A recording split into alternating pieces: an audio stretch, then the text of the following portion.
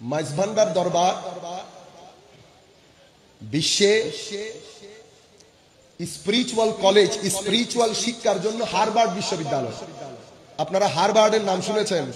পৃথিবীতে নাম্বার 1 বিশ্ববিদ্যালয় হার্ভার্ড।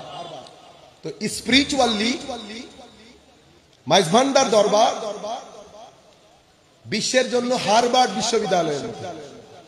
মাইজভান্ডার দরবার কেন হার্ভার্ড বিশ্ববিদ্যালয় সেটা বিশ্বের সামনে তুলে ধরা।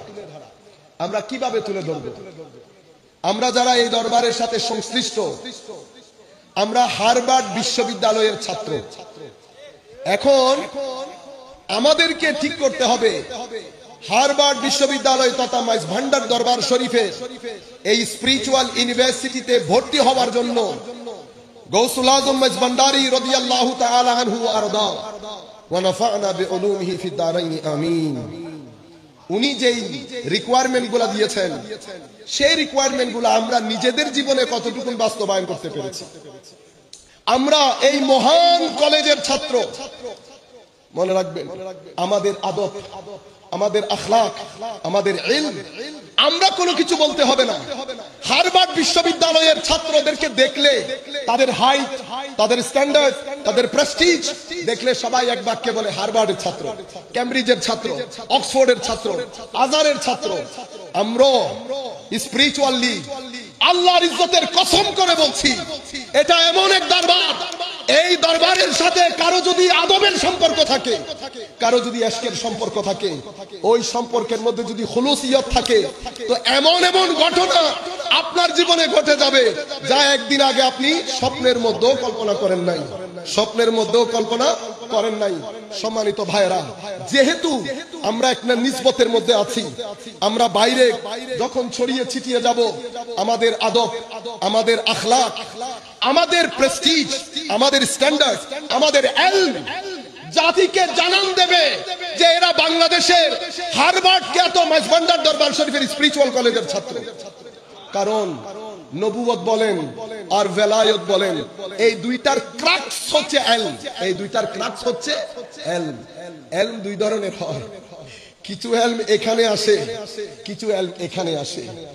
ইলম যেটা এখানে আসে, ইলম যেটা এখানে আসে, ইলমের জোয়ার যখন ফাসালাত আউদিয়া আনজালা মিনাস সামাই মাআন ফাসালাত আউদিয়া, উপর থেকে বারিশ পড়েছে, একেবারে বৃষ্টির পানি প্রচুর পাওয়ার দিয়ে আপনার কলবের ভিতরে ঢুকে গেছে। তো বৃষ্টির পানি যখন ঢুকে, সেখানে ময়লা আবর্জনা ঢুকে না, গাছের পাতা, গাছের শিকড়, ডাল পালা সবকিছু নিয়ে আপনার ভিতরে ঢুকে গেছে। মানুষ এই ইলম নিয়ে অহংকারী হয়ে যায়, মানুষ দাম্ভিক হয়ে যায়। মানুষ তখন কি হয়, কাউকে পরোয়া করে আর কথা বলে না। কেন? কারণ এই ইলমের মধ্যে বৃষ্টির পানি যেমন নালা দিয়ে প্রবাহিত হয়, বৃষ্টির পানি কি শুধু পানি যায় না, গাছের পাতা, গাছের বিভিন্ন শাখা প্রশাখা একসাথে যায়। তো যখন একসাথে ঢুকে ইলমে শরীয়ত, যখন আপনার মাথার ভিতরে ঢুকে, সেখানে হিংসা থাকে, সেখানে অহংকারও থাকে। সেই কারণে আল্লামা ইমাম গাজালি রহমতুল্লাহি আলাইহি যখন অহংকারীদের উপর একটা কিতাব লিখেছেন, অহংকারীদের প্রথম গ্রুপ কাদেরকে নিয়েছেন জানেন? আল উলামা, আলেমদেরকে। কেন? কারণ ইলম যখন ঢুকে, তো ইলম প্রথমে এখানে আসে, এখানে ঢুকার সময় সেটা ময়লা আবর্জনা নিয়ে একসাথে ঢুকে যায়। এটাকে কোরআনে পাক জাবাদার রাবিয়া বলেছে, জাবাদার রাবিয়া, ফোম। আপনারা দেখেন না বৃষ্টির পানিতে কিছু ফোম সাদা সাদা ফানা হয়ে যায়, এই সাদা ফানাগুলো ময়লা আবর্জনা। এই ইলম যখন ইলমের সাথে ময়লা আবর্জনা জাবাদার রাবিয়া মিক্সড হয়, মানুষ কি হয়? অহংকারী হয়। তখন মানুষের সামান্য ইলম হজম করতে কষ্ট হয়ে যায়, কথাবার্তার মধ্যে মুহুর্মুহু ফাতোয়া। আপনি ইলমের বাড়িতে 2-4 জন পড়ে যাওয়ার জোগাড়। এটা ইমাম গাজালির ক্ষেত্রে হয়েছে, ইমাম গাজালির ক্ষেত্রে হয়েছে।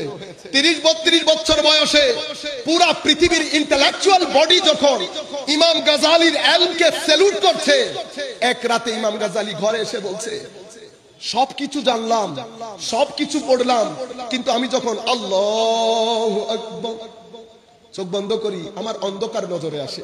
এটা তো হওয়ার কথা ছিল না। এটা কোন ইলম যে ইলমের মাধ্যমে আমি চোখ বন্ধ করব, তো আমার ভিতরের আরেকটা চোখ খুলে যাবে, যেই চোখ দিয়ে আমি এমন এমন জিনিস দেখবো যেটা বাহ্যিক চোখ দিয়ে নজরে আসে না। পাগল হয়ে গেছে ইমাম গাজালি। ইমাম গাজালি বড় বড় ডক্টর ইমাম গাজালির দরবারে, সবাই বলছে এটার কোনো ট্রিটমেন্ট নাই। ইমাম গাজালি সব কিছু ছেড়ে দিয়ে সিরিয়াতে চলে গেছে।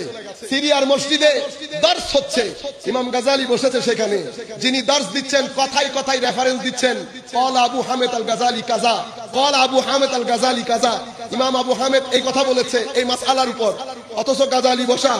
উনি বলেছেন না, এখানেও এটা আমার, this is not right place for me, let me go to Saudi, let me go to Mecca and Medina Sharif. উনি মদিনা শরীফ মক্কা শরীফ চলে গেলেন। সেখানে পরবর্তী ঘটনা, পরবর্তীতে যখন উনি ফেরত এসেছেন, উনি বলছেন আমি দর্শন পড়েছি, দর্শন যেহেতু এটা দিয়ে পড়তে হয়, আমি হক নসিব হয় নাই।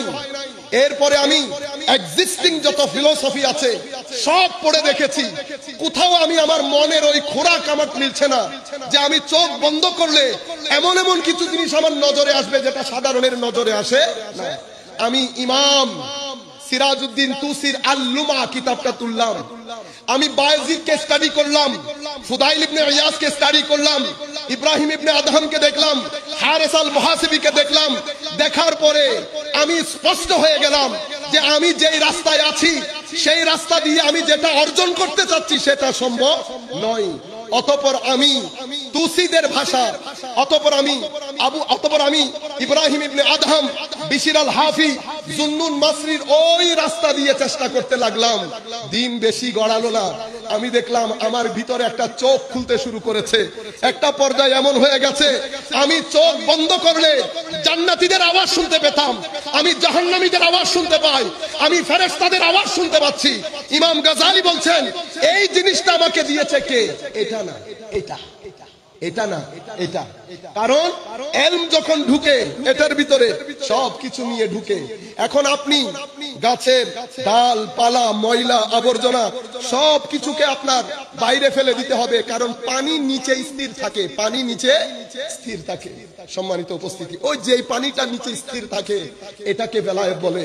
এই পানি ভিতরে জাগতে থাকে। আল্লামা ইকবাল কত দারুণ বলেছেন, উনি বলছেন হে মানুষ, আমি ইকবাল, আমি দর্শন পড়েছি, আমি দর্শন পড়িয়েছি, আমি এই জিনিস এই খলি ব্যবহার করে চেষ্টা করেছি অনেক হককে বুঝার জন্য।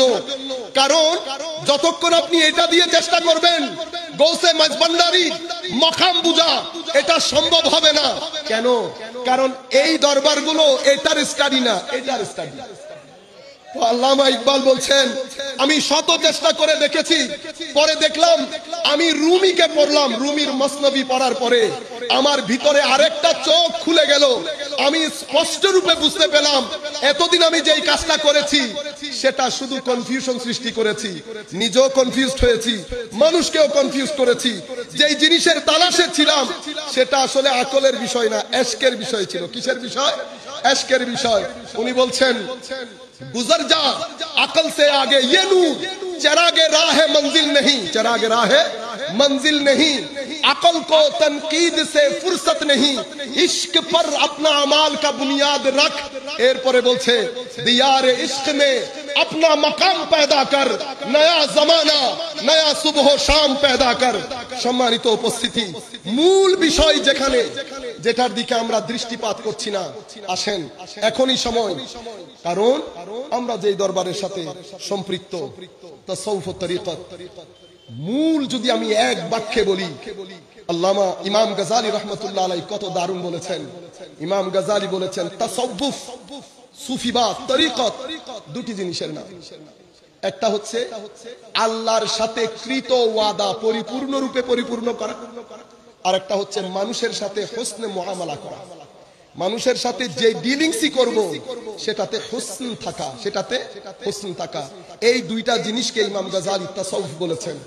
এর পরবর্তীতে আরেকটা যেই বিষয়, হযরত ইব্রাহিম ইবনে আদহাম অথবা ফুদাইল ইবনে ইয়াস, উনি বলেছেন তাসাউফ ও তরিকত পরিপূর্ণ রূপে আদবের নাম। মনে রাখবেন আদব চারটা জিনিসের নাম। আদব মা আল্লাহ, আল্লাহর সাথে আদব, হুজুর করিম সাল্লাল্লাহু আলাইহি ওয়াসাল্লামের সাথে আদব, আউলিয়া সালেহিন সাহাবায়ে কেরাম আহলে বাইত রাসূলের সাথে আদব, আমার বয়সী আমার কম বয়সী মানুষের সাথে আদব। এই চারটা আদবের ফালুদার নাম হচ্ছে দিন। এই চারটা আদবের ফালুদার নাম দিন।